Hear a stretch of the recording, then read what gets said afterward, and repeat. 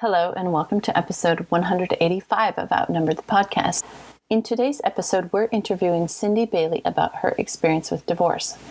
As you know, here at Outnumbered, we are huge proponents of marriage, and especially good, healthy marriages. We even have a whole series on it. So why would we bring on a guest to talk about divorce? It's because we realize that marriage and the family are under attack. And so while our number one intention for our own marriages and our deepest hope for each and every one of you is that your marriages last until death do us part, we realize that your life has probably been touched by another couple's divorce. Or you may be in the position of interacting with a child whose life has been changed forever by their parents' divorce. And you may be feeling unequipped to help, comfort, or counsel the person experiencing this terrible event. We hope this interview with Cindi will give you insight into how to navigate a tricky or difficult situation. We think you'll discover that Cindi herself is a big cheerleader of marriage, and you'll appreciate her poignant and heartfelt advice.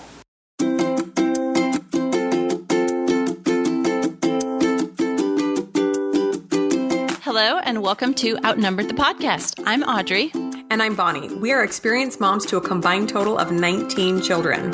In our weekly episodes, we explore relatable topics using our perspectives of humor and chaos.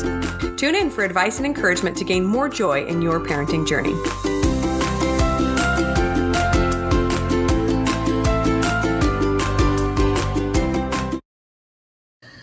Okay, friends, we are back with another guest episode. We just love our guest episodes because we get to bring somebody on that knows more about a topic than we do, which is quite often, actually. A lot of people know more than we do. But welcome to Cindi Bailey to the podcast. Hi, Cindi. Hello. Cindi, you want to introduce yourself real quick? Sure. I am Cindi Bailey. I am a mom of 6 kids, and I am a landscape and pool designer and a lot of other trades under my belt there. I've done a little bit of everything. That sounds really amazing. I want to know, I want to see some of the things, the landscapes that you've designed. You need to go follow her. You're not private on Instagram, right, Cindi? I'm not. I have a design account and then my personal account, and neither one's private, though it probably should be. But let's link your design account. Tell us what it is. Okay, so my design account is Cindi Bailey Designs, and you can follow along there. It's a lot of fun. Really pretty fun stuff. You can get on there and just drool and be like, one day I'll be your notes like this. Yeah, definitely. All right. So we usually start each episode off with humor, Cindi, just because that helps keep motherhood light. And we're wondering if you have a funny mom moment or experience to share with us. Well, I have plenty of them, but one that I was thinking about was, it was shortly after I had gotten divorced, and I have 4 very small kids. They were all very close in age, the oldest being 7, and the youngest was about 3.5, almost 4 when we got divorced. And so I just remember going to church was always a task, especially early morning church. And so I one day was just really hustling. I was determined to get there on time. And I remember finally getting in there. We were about 5 minutes beforehand, and I was feeling so accomplished. I was put together. All 4 kids just looked impeccable, and I just was so happy. And then 15 minutes into the service, I looked down and noticed that my son Jake had on football cleats that were just, 2 sizes too big. And it was just funny. So, and of course, instead of doing anything, all I did was take a picture and put it on my Instagram account. So that's about as funny as I can think of right now. But got a lot of nuggets like that. So, hey, at least he had shoes on, and they were matching shoes. Absolutely. Right? And he wasn't going to fall because there was lots of traction on those guys. So he was getting ready to make a break for it. He didn't want to go to Sunday school or something. He was just going to take off, and you were not going to catch him. He had just started football, what was it? Not tackle football, flag football. And so he had just gotten the cleats, and he was very excited about it. But it took me all the way 15, 20 minutes deep into church before I noticed he had those on. So it was very funny. So kids are so creative with their dressing, right? Yeah. Okay, so just on the outset, we want to acknowledge that a big life change like divorce is something that we obviously cannot cover in 30 minutes. We are going to just skim the surface. As I've talked to friends who have gone through a divorce, it seems like obviously there's lots of personal issues that you're dealing with, but one of the prevailing themes I always end up talking to friends about is how it affects their kids, right? Because as moms, that's like our number one priority is to make sure our kids are safe and healthy and happy. So what would you say was I'd love to get a good and a bad aspect of it. What would be the hardest aspect of going through all this with your kids, and what would be the best? Well, the hardest aspect, and this could be split up into two ways. The hardest aspect for me and probably the hardest aspect for my kids. The hardest aspect for my kids is obviously now they have two parents at two different homes and trying to navigate going back and forth and how confusing that can be, both it's physically and emotionally exhausting. And it's just, especially, I think at really any age with kids, it would be completely confusing. And so that would probably be, and I'm sure that my kids would agree with that's probably the most difficult thing is now there's two households and there's two sets of roles and there's two parents. And am I allowed to talk about the other parent when I'm at your house? And can I talk about, you when I'm at their house? And so I think that's probably been, especially in the earlier stages of getting divorced, like trying to figure out, what that means for them. It's a new life. So, now for me, and this is just my own personal experience, there was still a lot of hurt. And, the hardest thing for me has been trying to allow my children to continue a relationship with someone that I had or continue to have a difficult time with. And that's not an easy thing to do. And so that's taken a lot of time. I think that I'm not an expert in anything, and I could have always, I'll admit I could always do better, but that was one thing that was probably the hardest thing for me, was to allow my children to continue to have a relationship with their dad, that it was okay, and almost encouraging it when I was like, tap out, I'm done, kind of a thing. All right. So I want to talk a little bit more about that. One time when we had some friends going through divorce and I was helping some of the children through that time, one of the children's teachers told me that in her experience, children always blame themselves for their parents' divorce. And I wanted to dig into that a little bit more. How do you, so you're talking about struggling with all these negative and hard feelings toward your spouse, and then your children are going to have their own set of things that they're dealing with, whether it's grief that their parents' marriage didn't work out, or blame, self-blame, it's their fault. So how do you how do you help your children when they're struggling with such huge things, when it's, such a huge thing for you as well? Well, maybe I should talk to my kids more, but I didn't notice that so much, but that would be my advice, is to make sure that there is open dialogue and allowing a place for your children to be able to express concerns and those kinds of things. At the time I was going through my divorce, I was heavily involved in my own, counseling. And I would have liked to have had my children in counseling at that time. It just wasn't an option right then. But shortly after we got divorced, it became an option for us, which was super helpful. I hands down would recommend that all day long, every day, upways, sideways, backwards and forwards. I am a big encourager of therapy and counseling. I just wanted to break in and ask for reference. How old were your kids? What was the range of the ages between the oldest and youngest? Okay. So my oldest was 7 years old, which is young. And then I had 2 little boys, and then my youngest daughter was 3.5. But I do remember encouraging my children to be prayerful, which is kind of an interesting thing to talk to a 7-year-old, a 6-year-old, a 5-year-old, and almost 4-year-old about that. But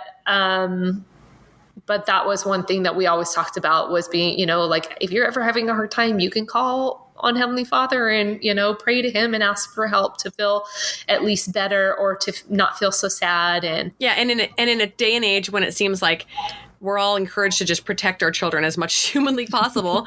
But we can't protect them from everything. And so early on, what an awesome lesson that your kids got, that life is going to be hard. And I'm sorry it's this hard this early on, but that doesn't mean it will break us. We can do whatever is required of us to get through. I love that. This summer comes up on 10 years that my ex-husband and I have been divorced. And so that theme continues to be part of our daily conversations or weekly conversations. Like, hey, we've done hard things before and we can do hard things again, So you mentioned counseling, you mentioned crafting. I would love to know what you think your best tool for specifically self-care, mental health is, and then any others that you really, really recommend for getting yourself through that sort of crisis situation. Okay.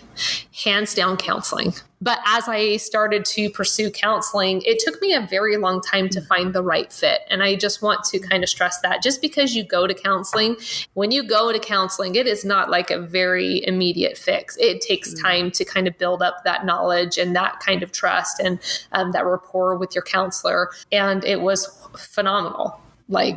It just was, when you find the right fit there, it really just kind of comes into place. But ongoing therapy. Second thing for self-care is finding a good circle of friends. Counseling is a big deal, but there's also having people that you can talk to in such a sensitive situation when there are children involved.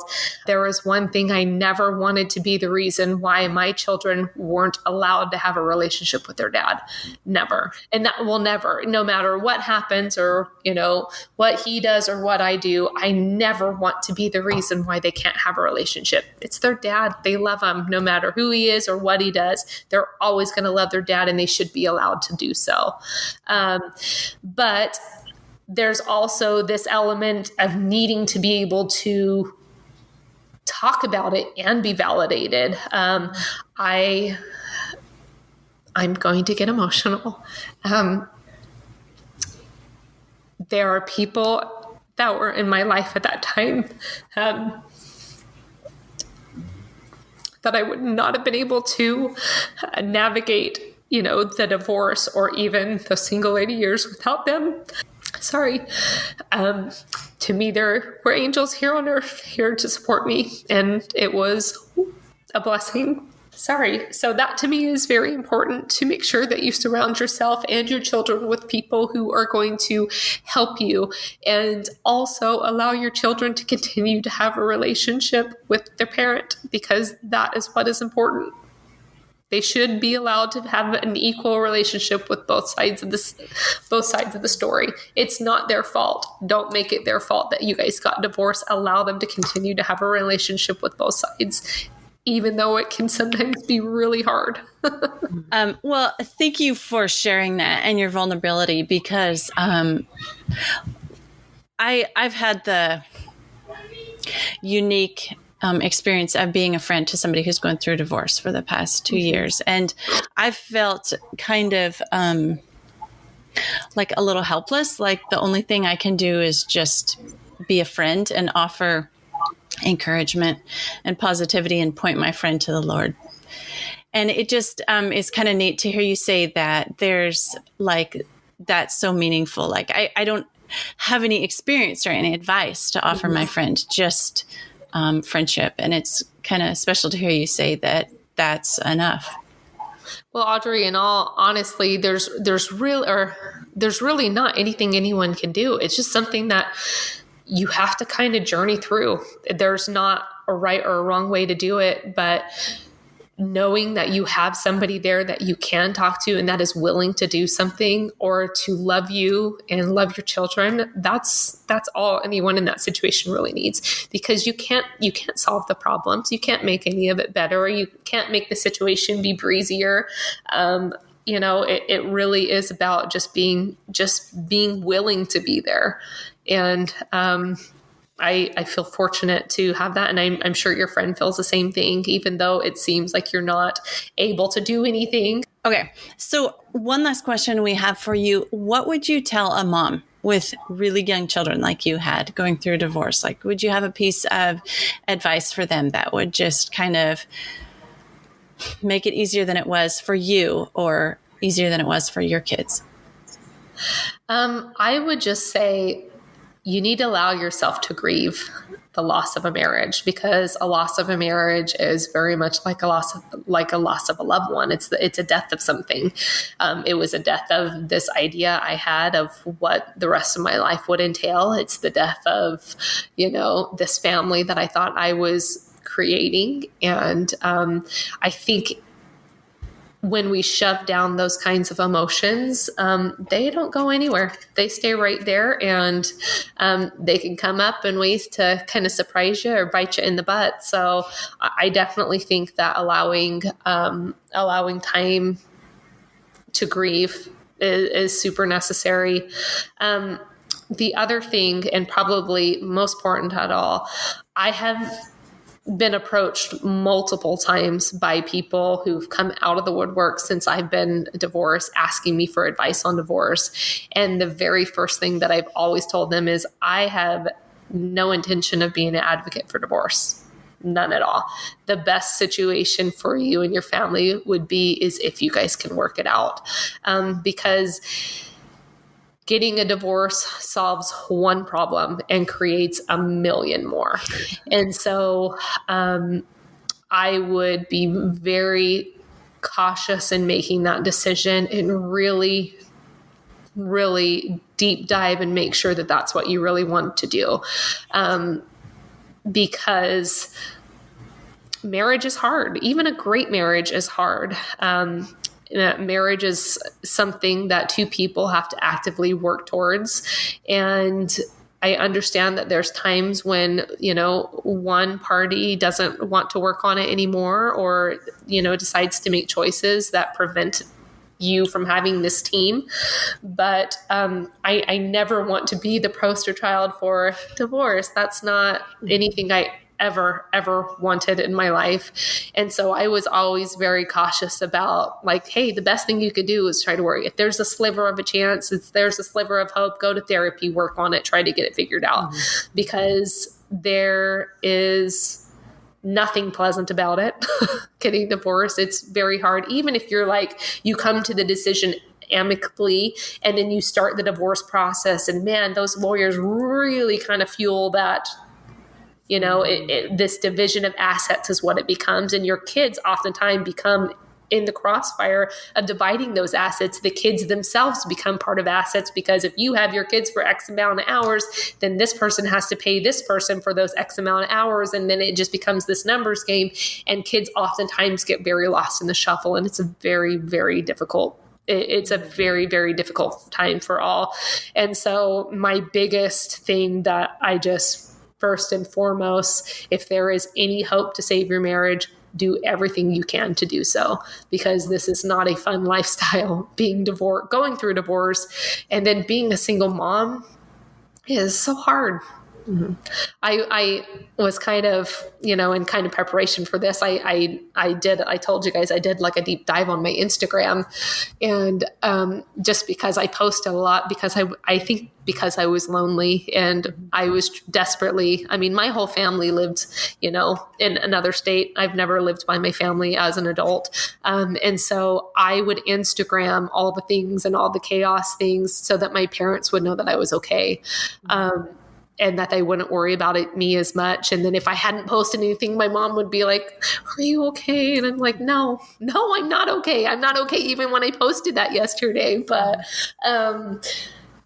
I try to see the joy. Yes. But even jumping back on that dive on my Instagram, it was very, it's just hard to look back on it. Even the good things we were so blessed. My kids and I have been so blessed. We have had such a strong community, and we've had people that have really rallied around us and loved us and helped us through really, really hard times.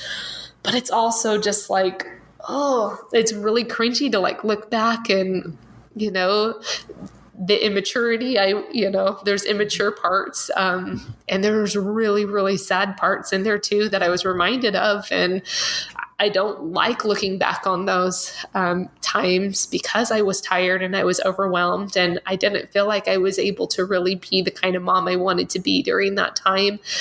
But I also had to learn some hard lessons that it was okay, that I just needed to do the best that I could. And you can do the best that you can and just pray that this is where the atonement can come into my life and that I can only do so much and that I relied on my Savior to pick up my slack.